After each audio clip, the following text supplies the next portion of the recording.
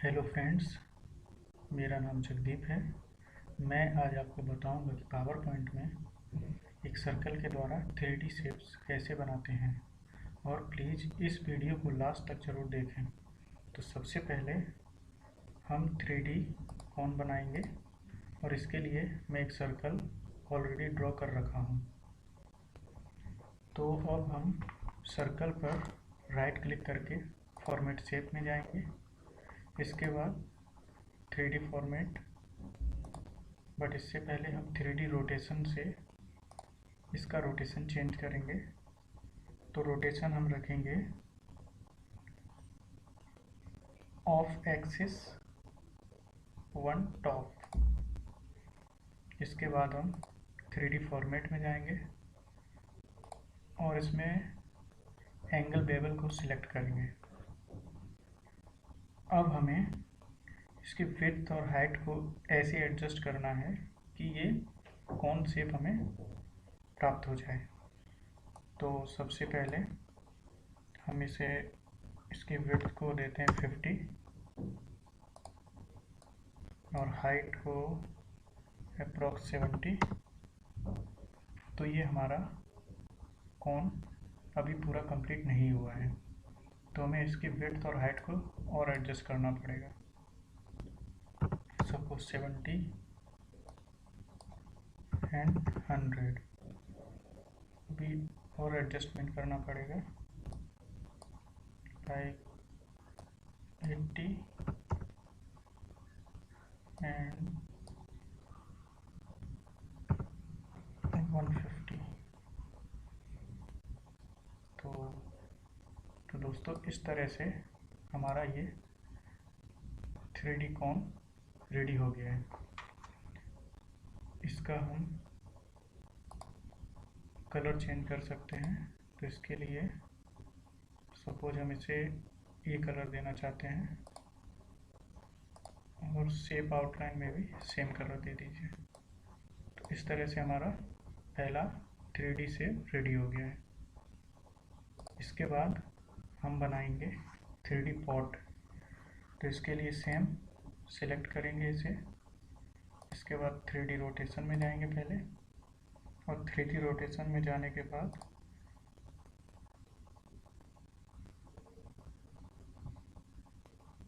Perspective और perspective relaxed या relaxed moderately. इसके बाद हम इसमें टॉप बेवल अप्लाई करेंगे। इसके लिए हम सिलेक्ट करेंगे कटआउट और इसकी विड्थ और हाइट को एडजस्ट करेंगे।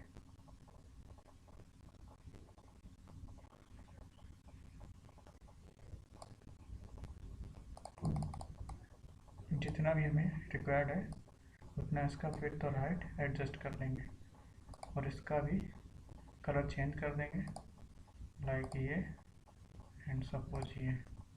तो इस तरह से हमारा सेकंड 3D शेप रेडी हो गया है। इसके बाद हम 3D फ्लेंज बनाएंगे। तो इसके लिए एक सर्कल ड्रॉ किया जाता है। इसके बाद हमें इसके होल बनाने के लिए सेंटरिंग करनी पड़ेगी। तो इसके लिए हम एक लाइन ड्रॉ करेंगे। तो लाइन ड्रॉ करने के लिए लाइन सिलेक्ट करेंगे। इसके बाद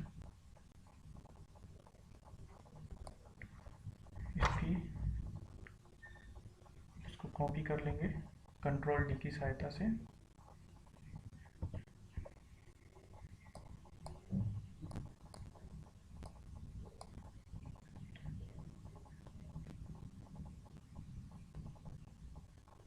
अब इसे हम रोटेट कराएंगे, रोटेट 90, और इस वाले को भी रोटेट कराएंगे, और इसमें मोर रोटेशन ऑप्शन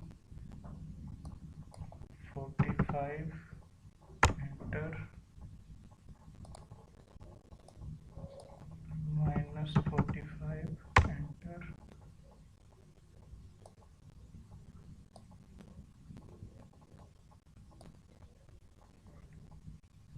इसके बाद एक सर्कल ड्रॉ करेंगे। जिससे कि हम फ्लेंज का होल बना सकें। अब इन सब इमेज को एक साथ सिलेक्ट करेंगे। अब अलाइन सेंटर, अलाइन मिडिल। इसके बाद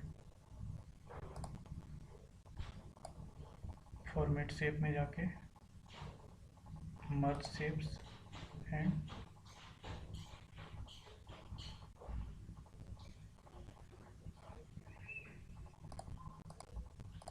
सर्कल बड़ा वाला सिलेक्ट करेंगे। उसके बाद स्मॉल सर्कल, इसके बाद सब्सट्रैक्ट। तो इससे हमारा ये जो सेंटर में होल है वो रेडी हो जाएगा। अब हमें इस शेप में कुछ स्मॉल स्मॉल होल बनाने पड़ेंगे, जिसके लिए एक स्मॉल सर्कल ड्रॉ करेंगे शिफ्ट के साथ, लाइक इस तरह से, और इसे हम यहाँ पे प्लेस कर देंगे। इसके बाद कंट्रोल दबाएंगे और इसकी कुछ कॉपी बना लेंगे इस तरह से।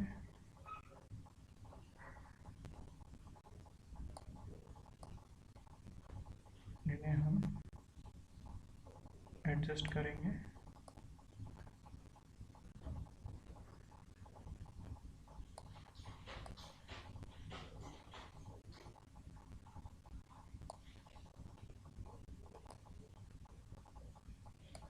इस तरह से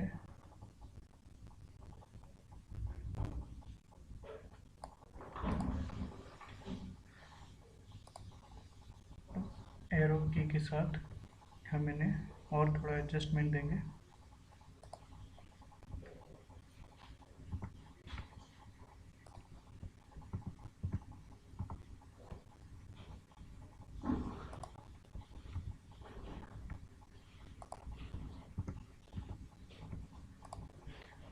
ये जो लाइन है, इन लाइन को 1 बाय 1 सिलेक्ट करके सबको डिलीट कर देंगे।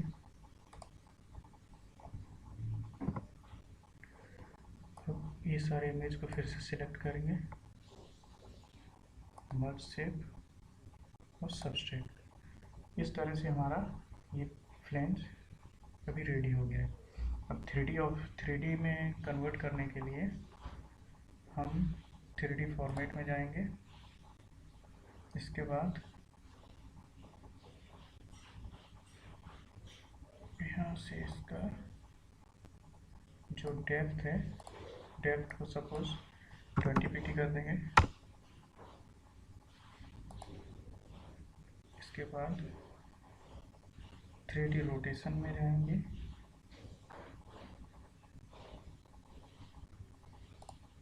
और यहाँ से पैरेलल में जाके आइसोमेट्रिक लेफ्ट डाउन इसे सिलेक्ट करेंगे, या जो भी आप सही लगे उसे सिलेक्ट कर सकते हैं।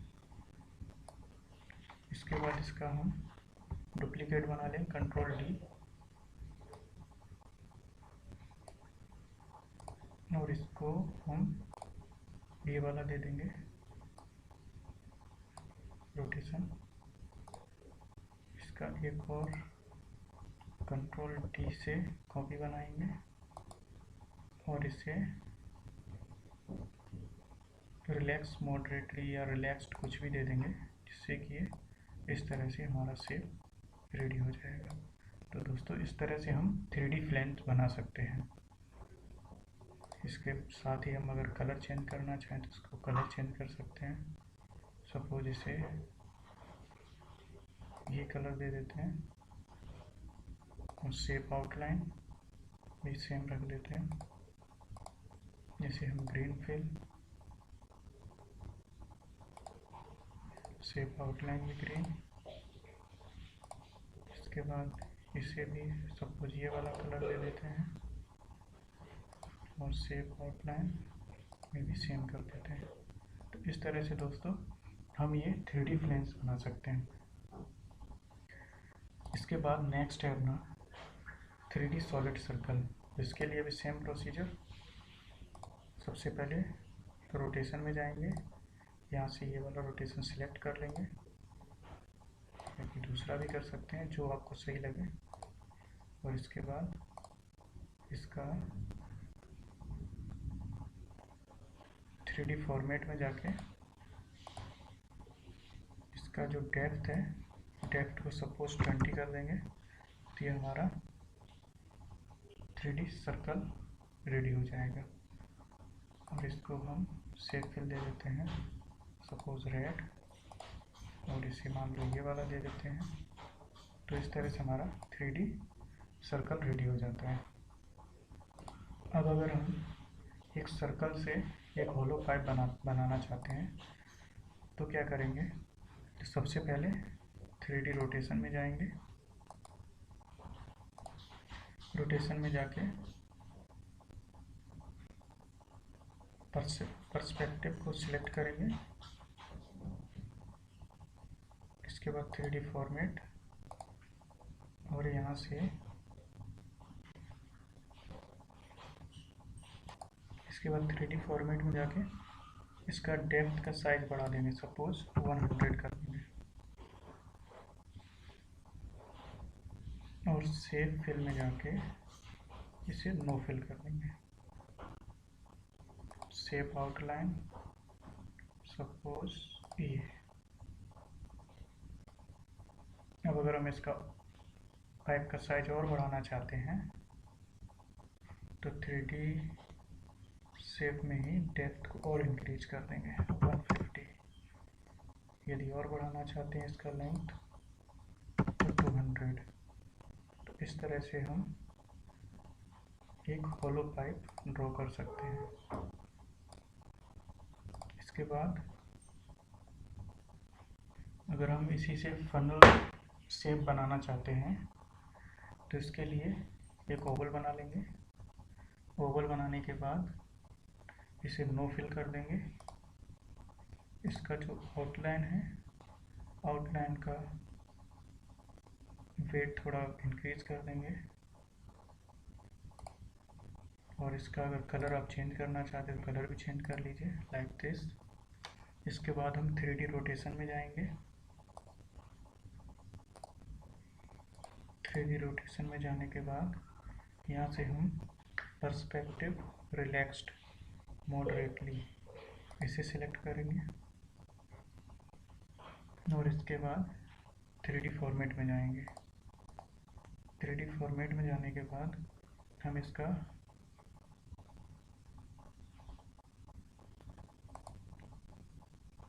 यहाँ से इसको वेबल एक राउंड सिलेक्ट करेंगे। और इसका जो विड्थ है उसे 0 और हाइट अप्रॉक्स 100। इसके बाद 3D रोटेशन में आके इसका पर्सपेक्टिव थोड़ा एडजस्ट करेंगे। तो इस तरह से हमारा 3D फनल शेप बन जाता है। इसके बाद हम बनाएंगे एक 3D वॉल या 3D स्फीयर। तो इसके लिए सबसे पहले इसे सिलेक्ट करेंगे, फॉर्मेट शेप में जाएंगे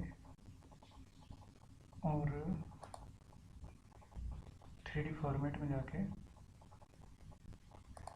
इसके लिए हमें एक राउंड वेवल में जाके राउंड वेवल को सिलेक्ट करेंगे, क्योंकि हम 3D वॉल को केवल राउंड वेवल के थ्रू ही बना सकते हैं। इसके बाद बॉटम वेवल को भी राउंड सिलेक्ट करेंगे। और इसके लिए एक फार्मूला है कि जितना हमारा इसका विड्थ और हाइट है उसी में मल्टीप्लाई बाय 36 कर देंगे। तो जो भी वैल्यू आएगी उसे हम यहाँ पे पुट कर देंगे। तो 36 इंटू 2 इक्वल टू 72। तो यहाँ 72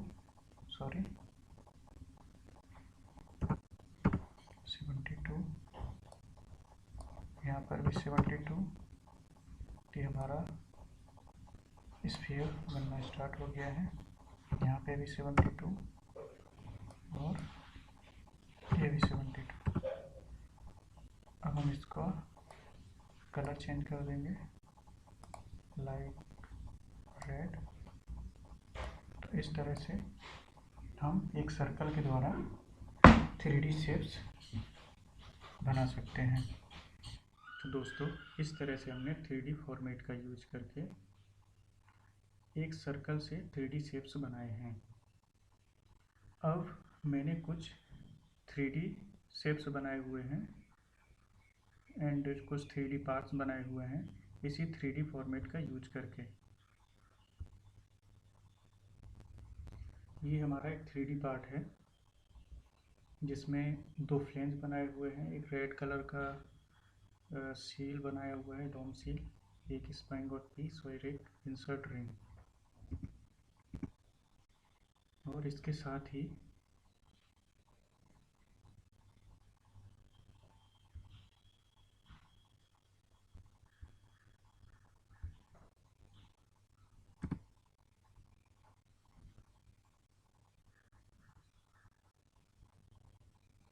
ये 3D पार्ट है, एक रोलर असेंबली है जिसका रियल इमेज अभी दिखाया जाएगा किस तरह का है।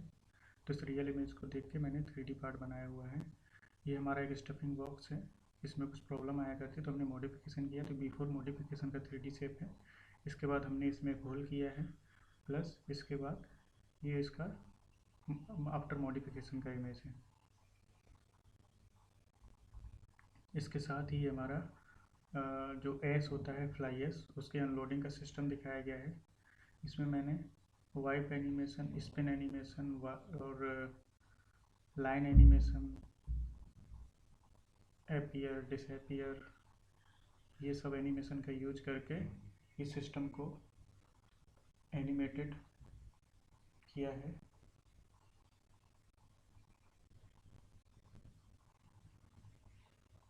और फ्लोट इन एनिमेशन भी यूज किया है। इसके बाद ये बलकर हमारा जो है वो फिल हो जाता है और चला जाता है।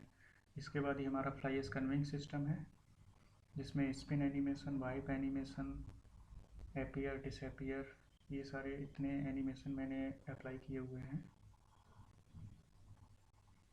इसके बाद ये एक मोटर को हमने हाइड्रा मशीन के थ्रू लिफ्टअप किया है।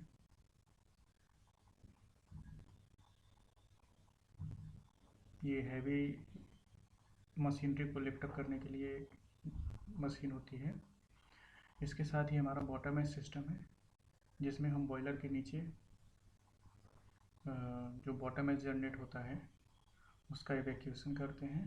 तो वो सिस्टम मैंने बनाया है फुली एनिमेटेड, जिसमें जो प्रॉब्लम आता था उस प्रॉब्लम को आइडेंटिफाई किया है। ये रोलर आके हमारा इसमें फंस जाया करता जिससे ये जाम हो जाता था और उसके चलते हमें अपना पूरा सिस्टम बंद करना पड़ता था। ये स्पिन एनिमेशन दिया हुआ है, ये गेज है, यहाँ पे गेज को भी ये 3D स्केल है, इसे मैंने एनिमेट किया हुआ है। ये बाइस्केल एनिमेशन हमने बनाया हुआ है। तो दोस्तों, अगर आपको मेरा वीडियो अच्छा लगा हो तो इसे लाइक कीजिएगा और अपने दोस्तों में शेयर कीजिएगा। और अगर आप मेरे आगे आने वाले वीडियो को देखना चाहते हैं तो प्लीज़ मेरे चैनल को सब्सक्राइब करिएगा और कमेंट भी करिएगा। धन्यवाद दोस्तों।